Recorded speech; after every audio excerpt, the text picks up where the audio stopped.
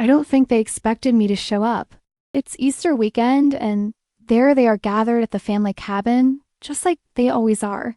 Their voices floating on the breeze, filled with all that casual warmth they never seemed to have for me. And yet, here I am, standing at the edge of their perfect little world, knowing something they don't. This is mine now. The funny thing is, no one knows yet. Not one of them has any idea that the house they dreamed of visiting, the place they've talked about for years, as if it were some sort of hidden treasure, is now mine. The vacation home they always said they'd buy someday, the place they said they'd never be able to afford. I guess some things never change. I can't help but smile to myself. They'll never see this coming. No, this is the part where I finally get to tip the scale, where I step into the role that was always meant for me, but they refuse to let me have. It's almost laughable when I think about it, the way they always assumed I'd never amount to anything, that I'd be just another face in the crowd. But I'm standing here now with the private key to a house that was once the symbol of their imagined future, and I'm not even sure if they'll have the courage to face me when they find out. I'm not here for revenge, no. I've long since let go of any idea of taking pleasure in their downfall. That's not what this is. This is something else. Something quieter, more powerful, more enduring. A year ago, my mom told me not to come to Easter dinner. You won't fit in with our plans, she said, the words coming out in that familiar, dismissive tone. Like I was always just the outlier, the one they didn't need. That was the day I made up my mind. I didn't fight her then. I didn't even respond. Instead, I walked away from that conversation and that Easter with a different kind of resolve, one I didn't have a name for yet. Now, as I stand at the door, holding the keys to the house I'd always dreamed of but never thought they could have, I realized something. They made a mistake. They didn't just underestimate me, they didn't even see me. And today I'll let them. Let them see exactly what I've built. They won't know what hit them. But I'm getting ahead of myself. Let me take you back to the beginning. You need to understand how we got here. Hey, I'm Emma. I'm 32, a freelance designer and a consultant now, but that wasn't always the case. You could say I was once the invisible one in the family, the one they didn't really pay attention to, or maybe even care about. But today things are different. You'll understand why soon enough. Just hang with me a little longer. Growing up, I was the quiet one, the one who blended into the background, unnoticed, almost like I wasn't really there. It wasn't that I wasn't present, it's just that I never seemed to matter. I wasn't the star athlete or the perfect daughter. I wasn't the one people rallied around. I just was. Take Christmas, for example. Every year, my family would sit around the table, laughing and joking, and I'd be there, staring at my plate, trying to find a way to feel like I belonged. They'd talk about their plans for the future vacations, promotions, dreams they shared, except no one ever asked me about mine. Emma, you're still on that design thing? My brother, Matt, would ask with a snort. It always came with that same condescending tone, like my dreams were some kind of phase I'd grow out of. She's just figuring it out, my mom would say, her voice thin, distracted. It wasn't that she didn't care, it was more like she didn't believe in me. Maybe she thought I was just going through the motions, pretending to have something meaningful when really I was just biding my time until I found something real to do. They all had their place in the world, my dad with his stable job, my brother Matt in law school, my sister Rachel married with kids. They were all moving forward, and there I was, stuck, alone, invisible, and God, how they loved to remind me of it. Come on, Emma, are you really going to keep doing that freelance stuff forever? My mom again, this time just a little more pointed. It's not like you have a solid career. I felt the sting every time, but I'd just smile and nod. Yeah, Mom, I'll figure it out, I'd say.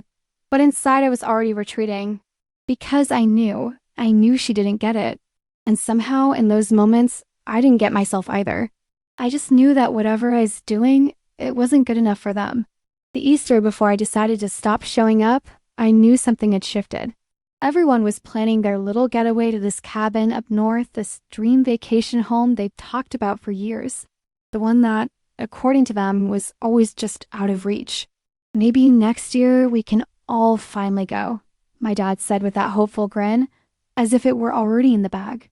You could come with us, Emma, my sister Rachel suggested, almost as an afterthought, her tone lacking any real warmth. But it was my mom who crushed me with just a few words. Emma, don't bother, we've already made other plans. You won't fit in with what we're doing.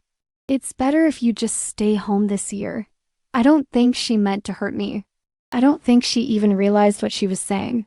But I felt it. That familiar dull ache of rejection. It was nothing new, honestly. It was just the final straw. I nodded, said, sure, and left the room.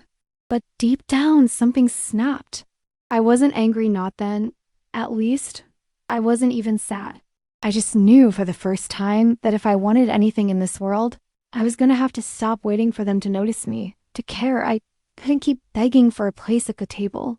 It was time to stop being invisible. So I did something about it. I stopped letting their dismissal shape who I was. But I'll admit I didn't do it right away. Not then. It took me a while to build the strength to really see my own worth, to stop doubting myself. But eventually I found it. The quiet part of me that was growing stronger with each passing day. The part of me that knew I didn't need them to believe in me to succeed. And little by little, that quiet strength turned into something more. You know, it's funny how silence can be such a powerful thing. At first, it felt like I was doing all the work in the background. No applause, no recognition, just day after day of effort. I was pushing through a lot of self-doubt, but also learning to keep my head down and just get things done. I wasn't trying to prove anyone wrong. I wasn't trying to show off. I was just ... moving. And for the first time, it felt like I was actually getting somewhere. I had my own little world. It was small, quiet, but it was mine. I built my freelance business from scratch. Slowly, one client at a time. Each project, each design was a step forward. I worked late into the night, learning new skills, growing my portfolio, putting together a reputation that, at first, only a few trusted clients knew about. But eventually, the trickle turned into a steady stream. My income grew. I didn't even need to ask for raises. My clients came back. They referred me to others.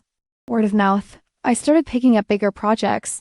It wasn't the glamorous career everyone else seemed to have, but it was mine. I was proud of it. I stopped comparing myself to Matt, who was still struggling to land his first big job after law school. I stopped comparing myself to Rachel, who had a beautiful family but was buried in the constant chaos of her kids and her husband's unpredictable schedule. They were both caught up in their own lives, and maybe that's what allowed me to focus on mine. They didn't even realize I was slipping ahead. To them, I was still just Emma, the one who didn't fit in, the one who would never be part of the real world they were living in. They didn't see me building my empire in the quiet. It wasn't big, it wasn't flashy, but it was enough to secure a life that felt solid, one where I could breathe without the pressure of needing their approval. I wasn't asking for anything from them anymore. And then one day, something shifted. I found myself with a pretty substantial savings, the kind I never thought I'd have. I had already done all the math on a few different properties, mostly toying with the idea of getting a vacation home, the kind that my family always talked about but could never quite afford. A house up north, by the lake one that they could never get, but I wasn't just toying anymore. I did the plunge. I bought the cabin. It wasn't some crazy, extravagant thing. It was practical, thoughtful. A decision made with clear eyes and steady hands. I thought about the years of rejection and the quiet strength it took to get here. I thought about the people who never bothered to notice, who never thought I could pull it off. It felt like I was taking back something they never truly believed I wanted, let alone could afford. When I told a few friends about the purchase, they were surprised. "Wow, that's amazing," one of them said. "I didn't think you'd go for it." I just smiled. "It feels right," I said, and left it at that. But the truth was, it felt incredible. Like I had unlocked something bigger than I could have imagined when I was the invisible daughter at the family table. And that was when I knew. When the time came, when I stood in front of them again, I wouldn't need to explain. They would see it. They would see exactly what I had become. The cabin was beautiful, of course. It wasn't ostentatious, but it was everything my family had always dreamed of: wooden beams, large windows that opened up to the lake, a fireplace in the living room that gave the entire space a warm, inviting glow. It was a place they had talked about so many times, each mention laced with the idea that someday, it would be theirs. But they never did it. They never made it happen. And now, here I was. I didn't tell them I bought it. I didn't need to. I knew that if I showed up at their Easter gathering with keys in hand, the moment would speak for itself. I had already received the invitation, the one that, of course, had come with a subtle reminder from my mom that maybe this year isn't the right time for me to join them. It was like a faint echo of what she had said before. You won't fit in with our plans. But this time, I didn't let it sting. Instead, I decided to go anyway. Not with a sense of entitlement or arrogance, but with the quiet confidence that had been growing inside me for months. I drove to the cabin. I parked in front. And as I walked toward the door, holding the keys in my hand, I realized that they had no idea what was coming. When I entered the cabin, I could hear their voices before I even stepped inside. It was the usual chatter, the laughter, my mom's gentle, almost tired tone, trying to keep things light, even though I could tell she was secretly wishing this holiday could just go perfectly for once. When they saw me, there was a brief silence, the kind of silence that fills a room with 1,000 unspoken questions. They were all gathered around the fireplace, as if the hearth held the warmth they had always needed but never found with me. I could see them looking at me, trying to figure out why I was there, why I'd showed up unannounced. My mom's face tightened, and I could see her mouth open, ready to say something, to ask why I was intruding. But before she could speak, I did. I smiled, stepping forward and holding the keys in my hand. Surprise, I said, my voice calm, steady. This is my cabin now. The words hung in the air, and I could feel them sink in, slowly. The moment was perfect in its simplicity. No dramatic speeches, no loud declarations, just a quiet statement of fact. There was a beat of silence before my brother Matt, always the one to react first, shifted in his seat. Wait, what? You bought the cabin? My mom blinked a few times, as if processing the words but not quite understanding them. Emma, are you serious? She finally asked, her voice rising just a little, though I could tell it wasn't anger, more like disbelief. Yes, I said, keeping my tone level. I'm serious. The room was still all eyes on me now. Rachel, sitting next to her husband, said nothing. She just stared, mouth slightly open, not sure whether to congratulate me or ask me how this had all happened so quickly. My dad was the last to react. He looked at me, and for the first time in a long time, I saw something different in his eyes. Something that was both pride and surprise, mixed with a little guilt. This ... this is yours? He asked, his voice softer than I expected. I nodded. It is. It wasn't a grand entrance. There was no applause, no shouting, just the quiet realization that something had shifted. Something had changed. And in that moment, I knew that they saw me. They saw who I had become, even if they hadn't realized it until now. But I wasn't waiting for their approval. Not anymore. I didn't need it. They didn't know how to respond. None of them did. They were all just sitting there, unsure of how to handle what had just been revealed. But that was okay. It didn't matter. I wasn't here for them to understand. I was here for myself. It didn't take long for the awkwardness to shift into something more tangible. After the initial shock, the questions started coming one after another. They all wanted answers, explanations, but none of them dared to ask outright, at least not right away. My mom was the first to speak again. She glanced at my dad, who had sunk back into the couch, his hand rubbing his temple as if trying to process the situation. Emma, how did you even manage this? It's not like you've been making that kind of money. She paused, searching my face for something, maybe for a sign that this was a joke. But I wasn't giving her that. And why didn't you tell us? I looked at her, calm as ever, and took a step closer. I didn't need to tell you, Mom. I didn't need to ask for your permission. The words weren't harsh. They were simple. And they were true. I could feel the weight of my mom's disappointment. The same disappointment that had always hung in the air. waiting for me to fall short of her expectations. I thought you were still struggling. You told us. That was a long time ago. I interrupted. I'm not struggling anymore, not in the way you think I am. I didn't need to explain it any further. My success wasn't hers to measure, it wasn't anyone's but mine. Matt finally spoke, his voice holding an edge of disbelief. But Emma, this isn't like you. You were always the quiet one, the one who stayed in the background. There was that familiar judgment in his tone again, that assumption that I was still playing by everyone else's rules, still staying behind the curtain. What happened? I smiled, but it wasn't a smile of triumph. It was just a quiet acknowledgement of how far I'd come. What happened is I stopped waiting for you to notice me. I stopped waiting for you to think I was worth something. And now I'm here. Rachel's eyes darted from me to my mom, unsure of how to proceed. She opened her mouth, but I could tell she wasn't sure what to say. There were no words to fix the tension in the air, no way to explain how this all unfolded. I wasn't here to explain anything. I turned to my dad. You know, Dad, it's funny.